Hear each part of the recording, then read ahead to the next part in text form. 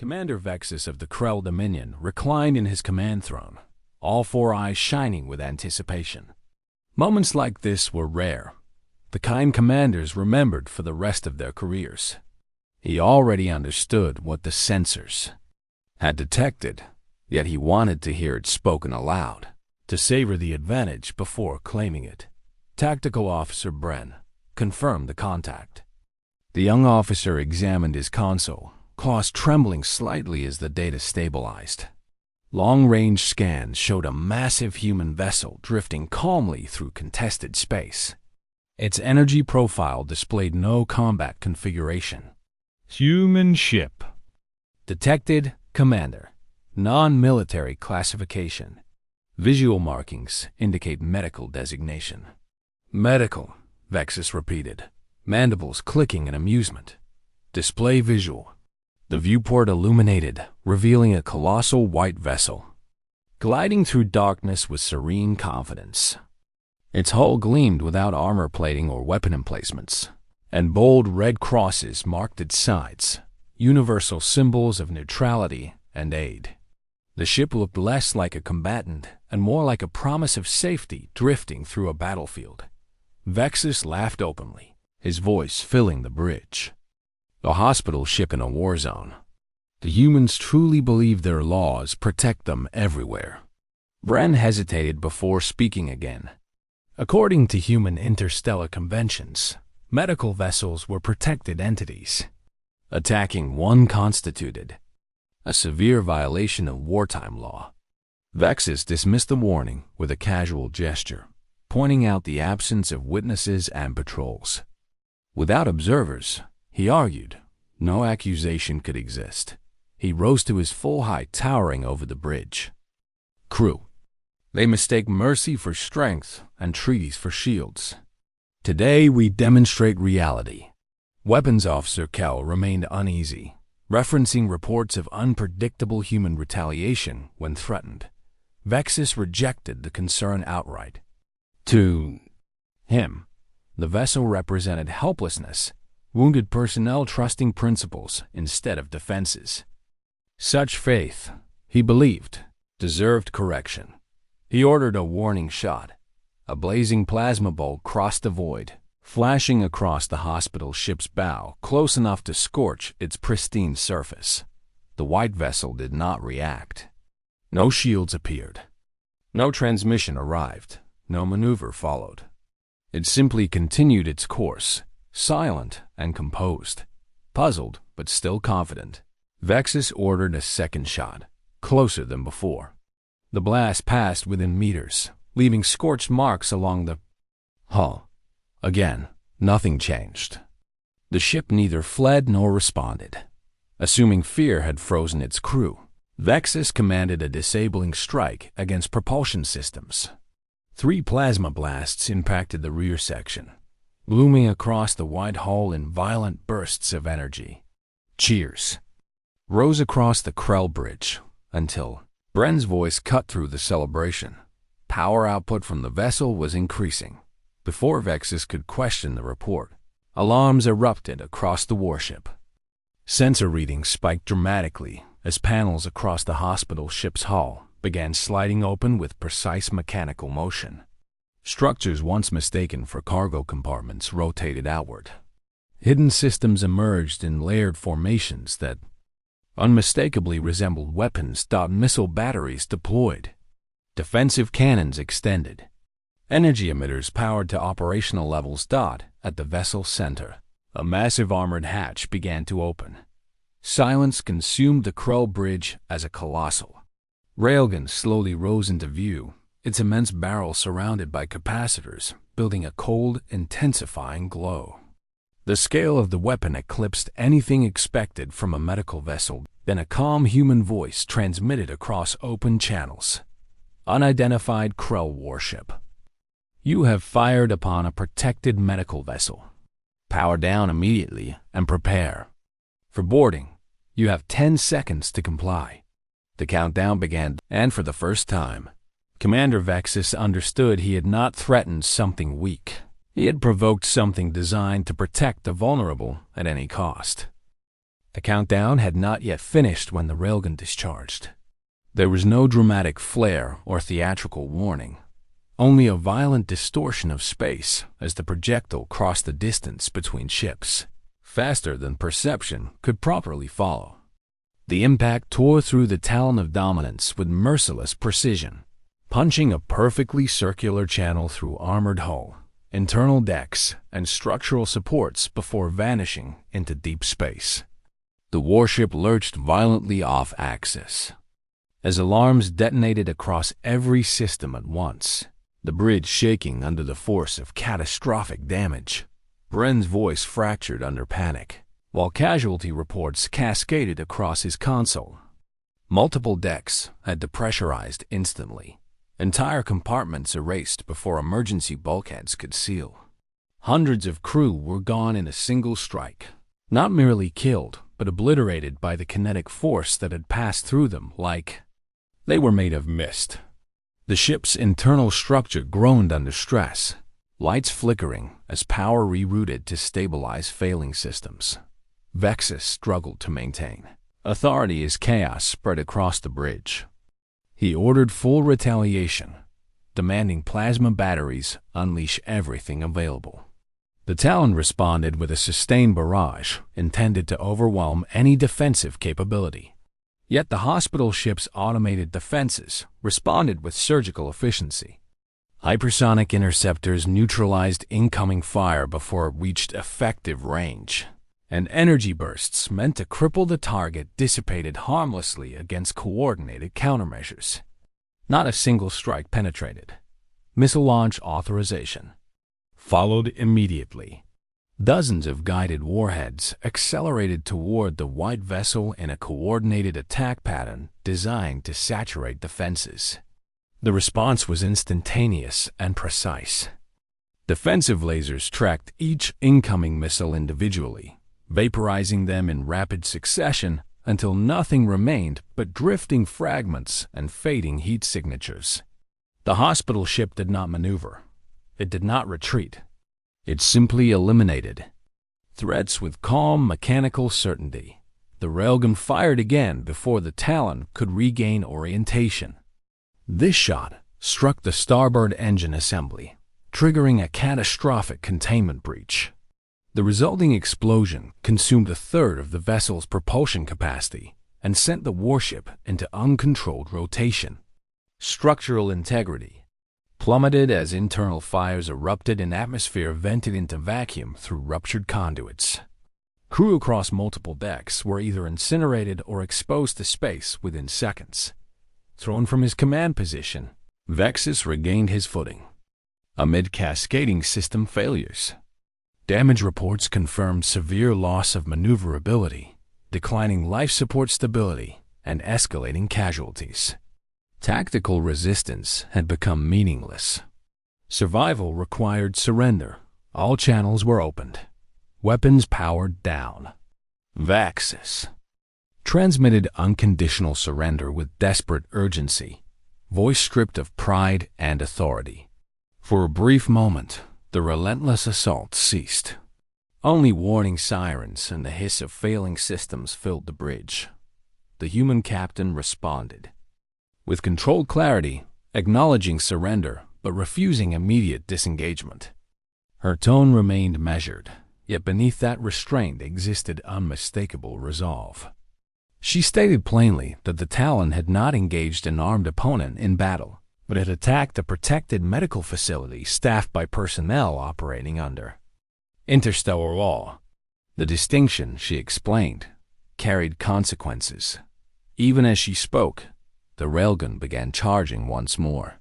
Power levels rose steadily, illumination along its capacitors intensifying into a blinding spectrum.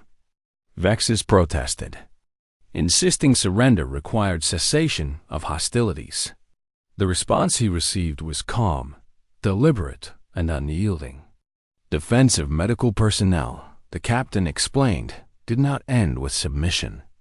It included ensuring aggressors fully understood the magnitude of their actions. The third shot did not destroy the Talon. Instead, it deliberately disabled remaining. strategic systems, shearing external arrays and eliminating escape capability without annihilating the vessel. The message was unmistakable. The humans were capable of total destruction, yet had chosen restraint with purpose. Silence followed again, but it was no longer relief. It was the heavy stillness of realization settling across a defeated crew that had mistaken principle for vulnerability. The hospital ship maintained full weapons lock while awaiting compliance verification. Its pristine white hull unmarred despite the engagement. For Commander Vexus, the battle had ended long before the shooting stopped. What remained was the comprehension that the vessel he had targeted for its apparent helplessness had never been defenseless at all, only disciplined. The bridge of the Talon of Dominance remained locked in stunned silence while power failures rippled through damaged systems. Emergency lighting cast long crimson shadows across fractured consoles and scorched bulkheads. Vexus stood rigid at the center of destruction, every instinct demanding control while reality offered none. The human vessel maintained targeting locks without firing, a restraint that felt more threatening than continued attack. Captain Helena Voss resumed transmission, her voice no longer merely formal but sharpened by deliberate intent. She explained that interstellar law did not forbid medical vessels from defending themselves. It required them to preserve life wherever possible, including their own crews and patients. The hospital ship had acted within legal authority the moment aggression was confirmed. Defense, she clarified, was not symbolic. It was absolute when necessary.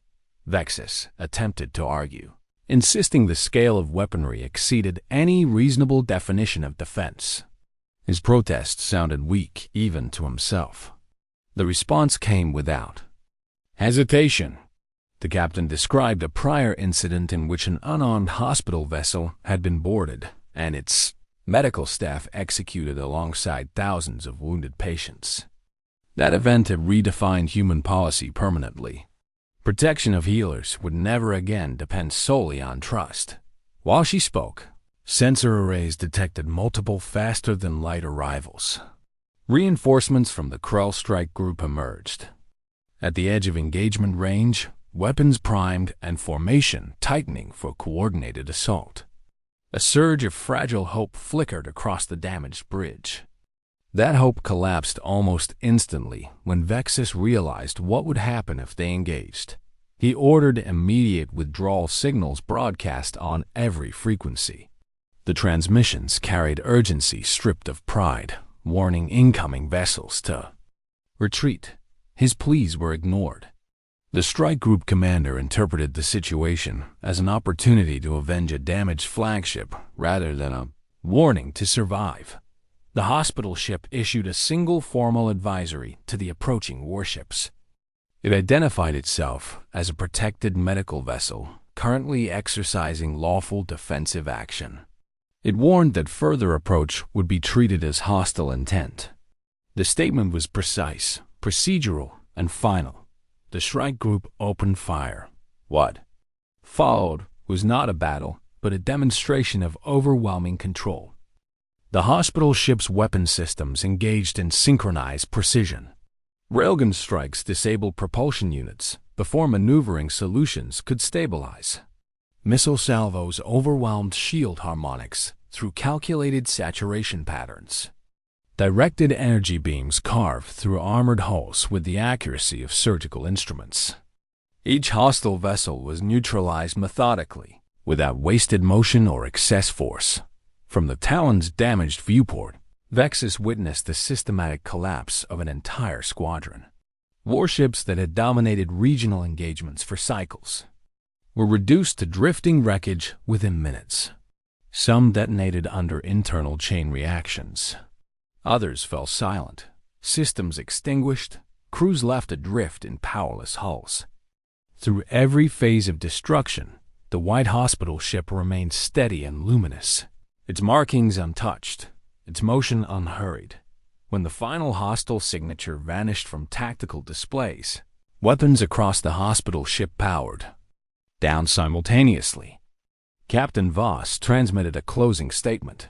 The engagement had concluded, defensive necessity had ended, and medical assistance would now be rendered to all survivors, regardless of affiliation.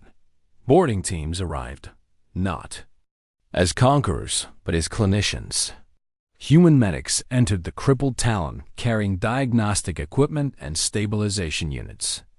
They treated burns, decompression injuries, and structural trauma with efficient professionalism, offering no accusation and asking no justification. Their uniforms bore the same symbols that had marked the vessel as protected, symbols Vexus. Now, understood carried both promise and warning. A medic reset his fractured arm with practiced care, explaining in calm tones that preservation of life remained the primary directive even after hostilities. Mercy, the medic noted, did not negate accountability. It demonstrated principle. The words settled heavier than any weapon impact. Days later, escorted but not imprisoned, the Talon was permitted to depart under limited power. Its survival was intentional. The message required witnesses. Standing before the Dominion High Council, Vexus delivered his report without embellishment. He described the encounter, the legal justification presented, and the absolute effectiveness of the hospital ship's defenses. The chamber reacted not with outrage, but with calculated unease. Strategic assumptions about human doctrine had been fundamentally incorrect. New directives were issued immediately. All vessels displaying recognized medical insignia were to be avoided entirely.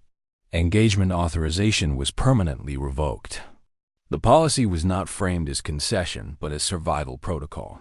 Reassigned to a distant monitoring outpost, Vexus spent subsequent cycles observing traffic across contested space. Whenever a white medical vessel passed through his sector, he logged its transit with meticulous precision and ensured every nearby patrol maintained extreme distance. The lesson had been learned once. Repetition was unnecessary. With time, the encounter transformed from humiliation into understanding. Humanity's adherence to rules was not weakness disguised as virtue.